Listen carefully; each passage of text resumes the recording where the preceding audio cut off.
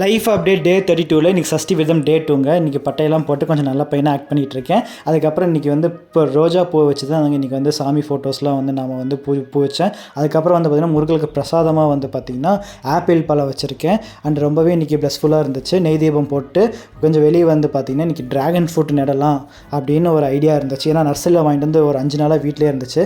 அதுக்கப்புறம் dragon fruit நடலான்னுட்டு 1க்கு 1.5 அப்படிங்கிற ஒரு சைஸில் வந்து பார்த்திங்கன்னா குழி தோண்டிட்டு கொஞ்சம் பெருசாகவே கொஞ்சம் அகலமாக தான் வச்சேன். ஓகேங்களா? ஏன்னா ட்ராகன் ஃப்ரூட் கொடியாக வளர்கிறதுனால கொஞ்சம் அகலமாகவே தோண்டிட்டு இந்த மாதிரி வந்து நான் பிளான்ட் பண்ணிட்டேன். அதுக்கப்புறம் வந்து பார்த்திங்கன்னா நான் வந்து இன்றைக்கி உங்கள் ஸ்டைலிங் குறைதீர்ப்பு முகாம் போயிட்டு வந்தேன்.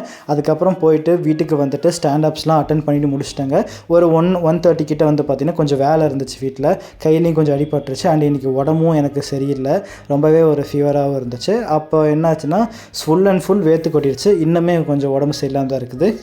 பெட்லேருந்து எந்திரிக்காமல் இருக்கேங்க. அதனால் சூப்பராக குலோப் ஜாமுன் சாப்பிட்டு இன்றைக்கி நாளை முடிச்சிட்டேன்.